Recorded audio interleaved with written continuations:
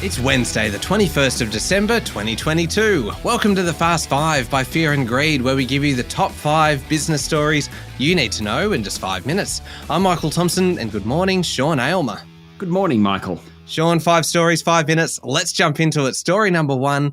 It will not go down as a marquee year for property in Australia, but there were still some pockets of performance across the country. Yes, all the headlines were about the bad property news, but not all markets are the same. Overall, more expensive markets tended to see sharper declines, according to data from CoreLogic, while more affordable parts of the market, where buyers didn't extend themselves as much, didn't fare as poorly. And the drop in prices has slowed since September. Now, maybe I'm just a silver lining sort of guy, but that is a silver lining in an otherwise dark cloud. Over the year, national housing values fell by more than 3%, driven by a 5.2% fall in capital city dwelling values and a 3.3% rise in regional centres. About 535,000 homes were sold during the year, though that was about 13% lower than 2021, which of course was the boom year. Which city fared best? Out and out winner by a country mile is Adelaide.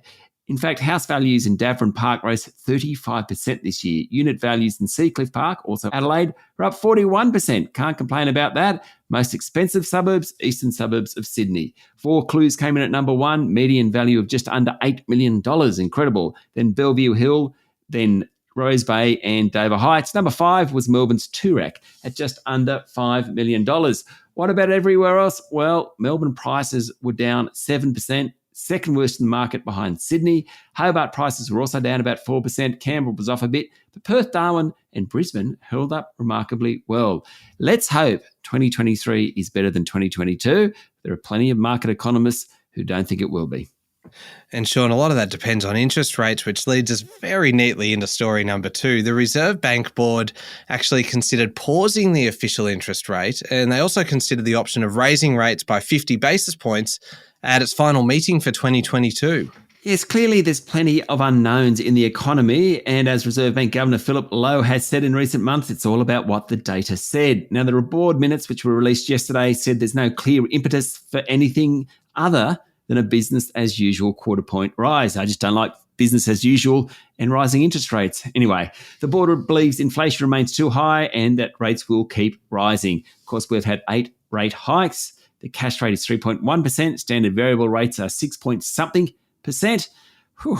At least the next board meeting isn't until February, so we'll get some respite. Just a little bit. All right, story number 3. Former Prime Minister Kevin Rudd, Sean, has been appointed as Australia's next ambassador to the US, with current Prime Minister Anthony Albanese saying that he has unmatched qualifications to represent the nation's interests in Washington. Yes, it's the top ambassadorial role and is currently held by former staffer to John Howard and a Member of Parliament in his own right, Arthur Sinodinos. The statement from the government yesterday says Dr. Rudd will take up the posting in March. So he's gone from Kevin 07 to Dr. Rudd. Dr. Rudd, who served twice as Prime Minister as well as Foreign Minister, previously ruled out a diplomatic posting under Labor. That all changed yesterday. He said Australia faces its most challenging security environment in decades and warned key diplomatic alliances underpinning the AUKUS security pact must be nurtured through careful stewardship. Anyway, Mr. Albanese thinks Dr. Rudd is the right man for the job. Story number 4, Sean, a familiar sight in a lot of shopping centres around the country, plus-size fashion retailer City Chic. The share price fell 18% yesterday after it flagged a loss during the current half year. Yes, the company said conditions have been volatile at best, with overall demand below expectations. So revenue's lower, so City Chic had to increase promotional activity that pushed down profit margins. Shares in that company are down 90% this year to a 4.5-year low. Ouch. There's quite a few retailers, particularly at the smaller end of the spectrum, who have struggled post-COVID when people return to the mall. And the fact that consumer spending is definitely coming off the boil, well, that doesn't augur real well for some of these organisations. No, certainly not. All right, story number 5, Sean, Peak TV. So think all of those streamed shows that we've all been watching over the past couple of years, and there's been plenty of them.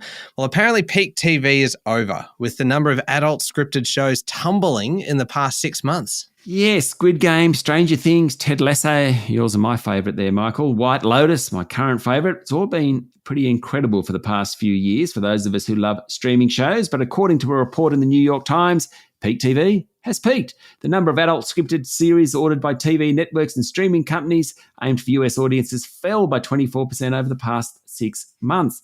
Compared to 2019, it's a 40% drop. Why? It's all about the business of running a media company. They're cutting costs. Programs are expensive to make. Remember earlier in the year, Netflix, the industry giant, said that for the first time it had lost subscribers. Its share price got sold off.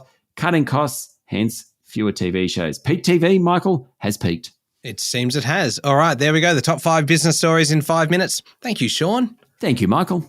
It's Wednesday, the 21st of December, 2022. Remember to hit follow on the podcast. And if 5 minutes isn't enough, you can find our longer daily show called Fear and Greed wherever you listen to podcasts. And every Wednesday, you can also find our other podcast, How Do They Afford That?, featuring me and Canna Campbell, the founder of Sugar Mama TV, looking at ways to make your money work a little bit harder for you. Today's new episode is all about buy now, pay later, whether it's a good thing, how you use it as a tool, and what to do if you get yourself in a little over your head. You can find that wherever you listen to podcasts, or there's also a link in the show notes. I'm Michael Thompson, and that was the Fast 5 by Fear and Greed. Have a great day.